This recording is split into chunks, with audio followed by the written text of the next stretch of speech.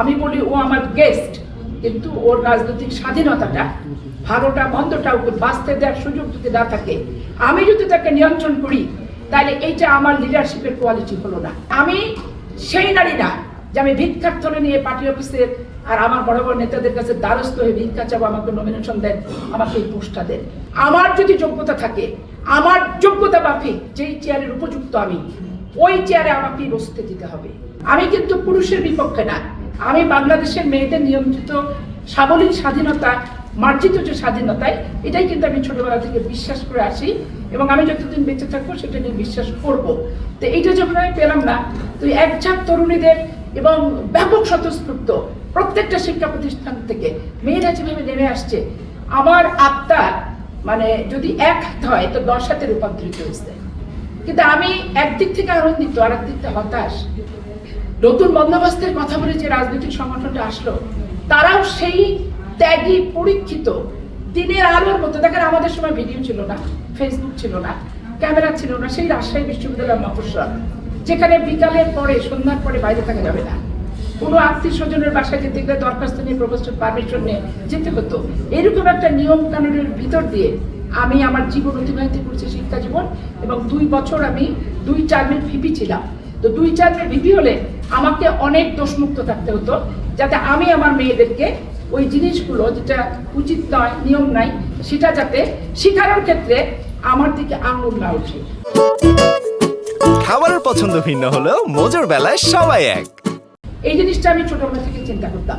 আর সততার যে ব্যাপারটা রাজনীতিতে দেখেন, আমি যখন ভিপি ছিলাম আমি 140 টাকা খরচ করতে পারতাম আমার বডির মিটিংয়ে, কিন্তু আমি কোনোদিন সেই টাকাটা নিই নাই। আমি নিজের বাবার হোস্টেলের পয়সাটা বাঁচিয়ে একটা সিঙ্গাড়ার একটা লাড্ডু খাই দিতাম, কিন্তু আমি ওইটা গ্রহণ করতাম না। ওই যে আমার জন্য যেটা বরাদ্দ ভিপি হিসেবে ক্যাবিনেটকে নিয়ে মিটিং করা, তাই এখানে তখন আমার একটা সততার ব্যাপার ছিল যে এইটা আমি খরচ করবো, তো এইটা খরচ করলে তো সব মেয়েদের হক থেকে আমি খরচ করছি, তো এইটা তো আমার ঠিক হবে না, অথবা আমি যেটুকু পারবো আমার ক্যাপাসিটি মাফিক আমি করবো। দ্বিতীয়ত দেখেন, আমি 90 দশকে এসে দেখলাম যে ভিপিজিএস মানে হল দখল করে থাকা, পান্ডা গুন্ডা সান্ডা পালা, এবং রেস্টুরেন্টের হলের যে ডাইনিং, সেই ডাইনিংয়ে রীতিমতো বাকি খাওয়ার একটা প্রবণতা।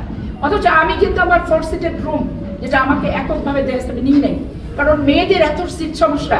আমি ভিপি হয়েছি, ভোট কারা দিচ্ছে, আমার মেয়েরা আমাকে দিচ্ছে, কারণ আমি রাজকীয়ভাবে একটা রুমে হাত পা বিছায় থাকবো, আর অন্যান্য মেয়েরা কলরব গণভবনে একটা থাকার জায়গা পাবে না, কিচেন রুমে রাত্রে যে ঘুমাবে, টিভি রুমে রাত্রে যে ঘুমাবে, এইটা তো ঠিকানা হতে পারে না। তার এইখানে আমি না নিয়ে আমি 4 সিটের রুমেই থাকতাম, যেটা আমার নামে আলোক ছিল, এবং ভিপি রুম আমি নিই নাই, এবং 8 জন থাকতাম, প্রয়োজনে 16 জনও থাকতাম। কিন্তু এখানে একটা ব্যাপার, আমি কোনো দল করতে বাধ্য করতাম না।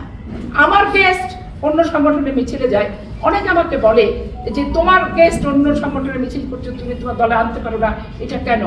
আমি বলি ও আমার গেস্ট, কিন্তু ওর রাজনৈতিক স্বাধীনতাটা ভালোটা মন্দটা ওকে বাঁচতে দেওয়ার সুযোগ যদি না থাকে, আমি যদি তাকে নিয়ন্ত্রণ করি, তাহলে এইটা আমার লিডারশিপের কোয়ালিটি হলো না। আমি যখন ওল্ড ফার্স্ট ইয়ারে পড়ি, তখন আমি কাউকে সম্বর্ধনা দেওয়ার জন্য ফুল নিয়ে যেতাম না।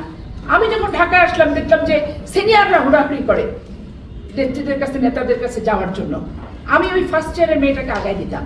ওই যে ফুলটা দিল, ওই স্মৃতিটা মনে রেখে তার যতদিন বেঁচে থাকবে এই দলটার প্রতি সে একটা তার সমবেদনা, কিছু আপনার সমবেদনা, আগ্রহ, আকর্ষণটা তার থাকবে। এটা কিন্তু আমি ছোটবেলা থেকে চিন্তা করে আসতাম। আচ্ছা, এখন এইখানে দেখেন, আজকে রাজনৈতিক দলকে যে রাজনৈতিক দলের কোনো দায়িত্বই নেই, এটা আমি মানি না। 100% রাজনৈতিক দলের দায়িত্ব আছে। ক্ষমতায় কারা যায়? রাজনৈতিক সংগঠন যায়। বিরোধী দলে কারা থাকে? রাজনৈতিক সংগঠনের লোকেরাই থাকে। আইন কারা পাশ করে? আমার কৃষক কি আইন পাশ করে? রিক্সাওয়ালা দবির উদ্দিনকে আইন পাশ করে? আমার গ্রামের কুসুম তো আইন পাশ করে না। আইন পাশ করে রাজনীতিবিদেরাই, এবং যারা সংসদ সদস্য হন। অতএব এখানে নারীদার, আমি সেই নারী না যে আমি ভিক্ষার থলে নিয়ে পার্টি অফিসের আর আমার বড় বড় নেতাদের কাছে দ্বারস্থ হয়ে ভিক্ষা চাবো, আমাকে নমিনেশন দেন, আমাকে এই পোস্টটা দেন। আমি এই নারীর নারীত্ব পছন্দ করি না। আমি সমান পায়ে হেঁটে, আমার যদি যোগ্যতা থাকে, আমার যোগ্যতা মাফিক যেই চেয়ারের উপযুক্ত আমি, ওই চেয়ারে আমাকেই বসতে দিতে হবে। আমার ওই চেয়ার এখান থেকে সেখান থেকে হাইব্রিড দেয়ার প্রশ্নটা দিয়ে তুমি পড়ে দিবা, এইখানে রাজনৈতিক সংগঠনগুলার এই দৃষ্টিভঙ্গির প্রতি আমার কিন্তু ব্যাপক আপত্তি। কারণ কর্পোরেটে যারা আছেন তাদের যদি কর্পোরেটের যোগ্যতা না থাকে, অফিসিয়ালি যারা আছেন তাদের চেয়ারে বসার যোগ্যতা না থাকলে জোর করে কিন্তু কেউ বসায় দেয় না, চেয়ারটাকে নিতে হয়। কিন্তু বাংলাদেশের সোসাইটি দেখেন, আমি যেহেতু লয়ার, আমি একটু ইনভেস্টিগেটও করি। যেমন একজন ডিসি মহিলা, তো তার 2-4 জন স্টাফকে জিজ্ঞেস করি তোমার ম্যাডাম কেমন, তো বলে যে ম্যাডাম একটু বেশি বাড়াবাড়ি করে। দেখেন, ওই সাবঅর্ডিনেট পুরুষ দৃষ্টিভঙ্গিটা ম্যাডামের নেগেটিভ অ্যাটিটিউডে চলে যায়, কিন্তু একটা পুরুষ ডিসি অনেক খারাপ, কেমন আর স্যারের মতো মানুষ হয় না। এই যে আপনি খেয়াল করে দেখেন ছোট্ট ছোট্ট জায়গাগুলা, এখান থেকেও কিন্তু আমরা বৈষম্যের শিকার হচ্ছি আসলে দৃষ্টিভঙ্গিগত কারণে। এখন এই দৃষ্টিভঙ্গিগত কারণটা আমাদের কিন্তু পরিবর্তন হওয়া দরকার।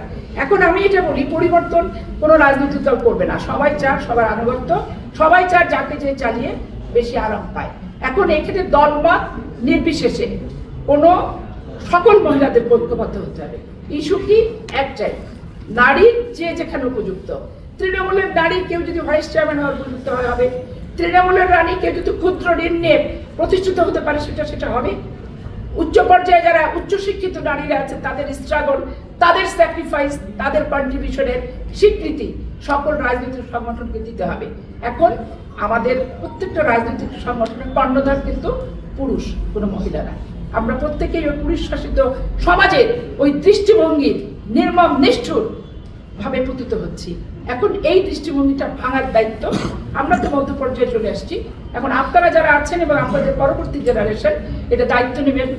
পৃথিবীর মুখ থেকে মেয়েরা তাদের ন্যায্য মর্যাদা পাচ্ছে, এটা দেখে যেতেও যদি না পাই, কবরে চলে গেলে অন্তত মানসিক শান্তি, মানসিক তৃপ্তি যেটা পাবো যে নারীর যোগ্যতা মাফিক তার চেয়ারটাতে নির্দ্বিধায় বসেছে। বাধা দেওয়ার জন্য কোনো সুবিধাবাদী, কোনো পরীক্ষিত নয় এমন কেউ এসে তার চেয়ারটা আগলে ধরেনি। এটাই হবে আমার জীবনের প্রত্যাশা। কথা